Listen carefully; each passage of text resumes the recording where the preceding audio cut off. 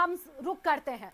बहुत बहुत स्वागत आपका एमआरवी भट्ट जी, हम भारत समाचार में। और आंकड़े रफ्तार के साथ देखिए बढ़ रहे हैं, ऐसे में आपकी बहुत बड़ी जिम्मेदारी है कि केजीएमयू में लगातार सैंपलिंग की जाती है। ऐसे में सबसे पहले आपसे यही समझना चाहेंगे कि केजीएमयू किस तरीके से तैयार है इस महामारी से निपटने के लिए अभी ताजा स्थिति में। वर्तमान में किंग जॉर्ज मेडिकल यूनिवर्सिटी में कोरोना की जांच के लिए और इलाज के लिए दोनों पर बहुत ही व्यापक स्तर पर तैयारी और कार्य चल रहा है। प्रारंभ से ही पूरे प्रदेश में ही नहीं, राष्ट्रीय स्तर पर हमने एक अग्रणी भूमिका निभाई है। अब तक करीब 45,000 सैंपल हमारे लैब में किंग जॉर्ज मेडिकल यूनिवर्सिटी में टेस्ट हो चुके हैं। 1,000 से ज़्यादा के आसपास करीब कोरोना पॉजिटिव मरीजों की डायग्नोसिस बनी है किंग जॉर्ज मेडिकल यूनिवर्सिटी में। और साथ में इलाज की दृष्टि से भी हमने महत्वपूर्ण योगदान दिया है। हमारे यहाँ जो विश्वविद्यालय के हॉस्पिटल में अब तक मरीज भर्ती हुए हैं, उसमें से 80% से ज़्यादा मरीज स्वस्थ होकर डिस्चार्ज हो चुके हैं। और जो 15% मरीज अभी भर्ती भी हैं, उनको 1 हफ्ते से कम का यहाँ पे हॉस्पिटल में स्टे हुआ है। तो हमने यहाँ पे इलाज के लिए जो जांच के अलावा एक dedicated operation theatre, dedicated lab corona के लिए, dedicated triage area, dedicated holding area और डेडिकेटेड अस्पताल के लिए हॉस्पिटल आइसोलेशन वार्ड की व्यवस्था 40 वेंटिलेटर के साथ किया हुआ है। और हमारी जो सबसे बड़ी महत्वपूर्ण उपलब्धि है वो समाज के लिए भी एक आशा की किरण है कि हमारे यहाँ पर एक गर्भवती महिला जिनका सिजेरियन सेक्शन हुआ, वो माँ बच्चे ठीक होकर डिस्चार्ज होके गए। एक 2.5 वर्ष का बच्चा भी जिसकी माँ पहले भी पीड़ित थी कोरोना से, वो स्वस्थ होकर के गई। एक 64 वर्ष का डायबिटीज का मरीज स्वस्थ होकर के यहाँ से डिस्चार्ज हुआ। एक 66 वर्ष का मरीज जिसका कैंसर का इलाज हुआ था और कोरोना का संक्रमण होने के बाद वो भी स्वस्थ हुए। कल हमारे अस्पताल में एक व्यक्ति जिसको HIV की बीमारी थी, साथ में हेड इंजरी हो गई, दिल्ली से आ रहे थे लखनऊ, हेड इंजरी भी थी, उनका अल्टर्ड सेंसोरियम था, बिहेवियर एबनॉर्मल हो गया था और साथ में कोरोना भी पॉजिटिव पाया गया। तो ऐसे मरीज को हमने यहाँ पर संक्रमण मुक्त करके कल डिस्चार्ज किया।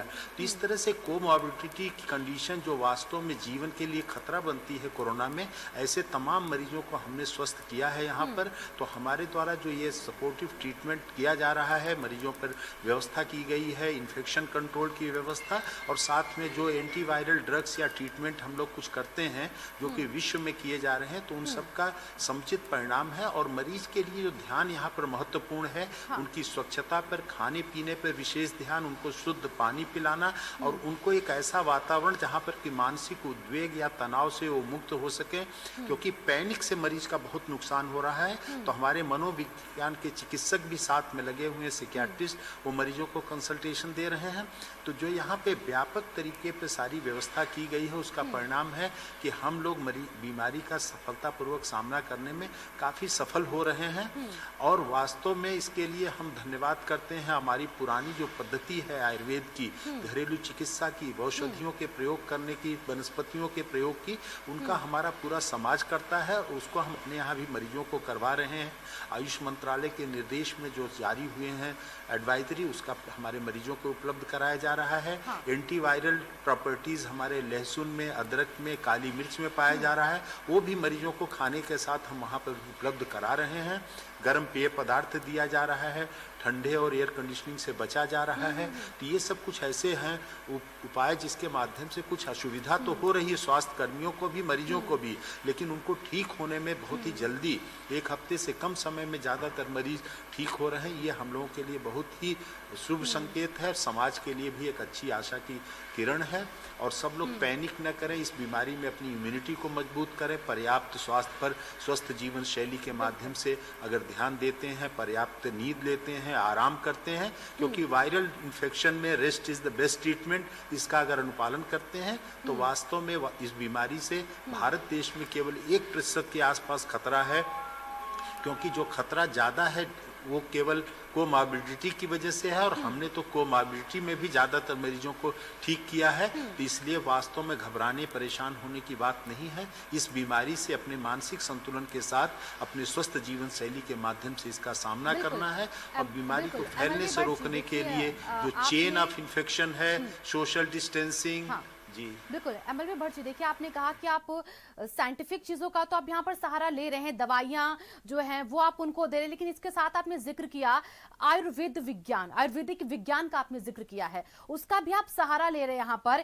तो ये दवाइयों के साथ कितना कारगर साबित हो रहा है, हम इसके बारे में थोड़ा सा आपसे डिटेल में जानना चाहेंगे। कहा जाता है कि आप अदरक का सेवन करिए, आपने बोला कि आप मरीजों का इसका भी सेवन करवा रहे हैं, उन्हें ये भी चीजें आप उनको दे रहे हैं ताकि वो दवाइयों के साथ साथ इसका सेवन करके जी स्वस्थ हो पाए। तो ये किस तरीके से आप बैलेंस करते हैं, किस तरीके से मरीजों को दवा आयुर्वेदिक विज्ञान के बीच में जो बैलेंस होता है वो इनको दे पाते हैं? वास्तव में कोविड-19 के परिप्रेक्ष्य में पूरे विश्व में हमारी आयुर्वेद की जो शक्ति है उसको सराहा गया है।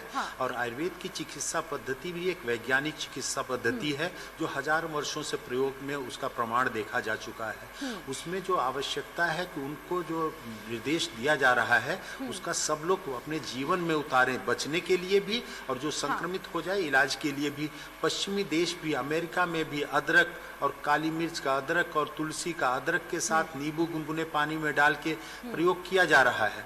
हमारे पास जो आयुष मंत्रालय से निर्देश जारी हुआ है तो उसमें आयुष 64 एक दवा है जिसमें अश्वगंधा है, त्रिकटु है, एस्टी मधु है जिसको मोलेठी कहते हैं, इसका सम्मिश्रण है। इसका हम लोग शोध भी कर रहे हैं और प्रयोग भी बताया गया है। विश्वविद्यालय इसको एड ऑन ट्रीटमेंट के रूप में कोविड मरीजों पर शोध करने जा रहा है। दूसरा, च्यवनप्राश को भी एड ऑन ट्रीटमेंट के रूप में सपोर्टिव ट्रीटमेंट के साथ प्रयोग किया जा रहा है, क्योंकि इस बीमारी का कोई एंटीवायरल ट्रीटमेंट नहीं है, कोई वैक्सीन नहीं है। तो इस दशा में हमारे पास ये दो बहुत बड़े हथियार हैं। इसके अलावा हम लोगों को ज्ञात है कि हमारी जो अदरक है, काली मिर्च है और लहसुन है, एंटीवायरल प्रॉपर्टीज से लैस हैं। तो इनको अगर कूच के चटनी बना करके भोजन के साथ प्रयोग किया जाता है।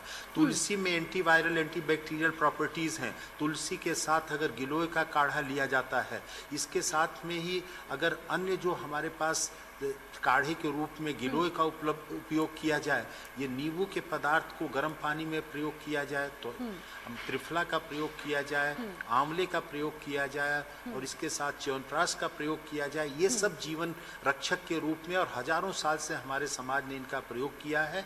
और इसी वजह से संभवतः ये भी एक प्रमुख कारण है जिसकी वजह से कि भारत में पूरे देश में इसका प्रयोग हो रहा है और इसके सकारात्मक परिणाम निकले हैं। केरल में भी ऐसा कहा जा रहा है कि इन्हीं सब औषधियों के प्रयोग की वजह से, आयुर्वेद के प्रयोग की वजह से ही केरल में बीमारी बहुत जल्दी कंट्रोल हो गई। यानी कि आयुर्वेद विज्ञान और आयुर्वेदिक दवाइयों का एमएलबी भट्ट जी बहुत बड़ा योगदान है इस कोरोना संकट काल से लोगों को निजात दिलाने का। बहुत बहुत शुक्रिया आपका हमारे साथ जुड़ने के लिए। आपने अपने अनुभवों को साझा किया, कैसे कि एसडीएमयू में आप मरीजों का ध्यान रखते हैं, वो तमाम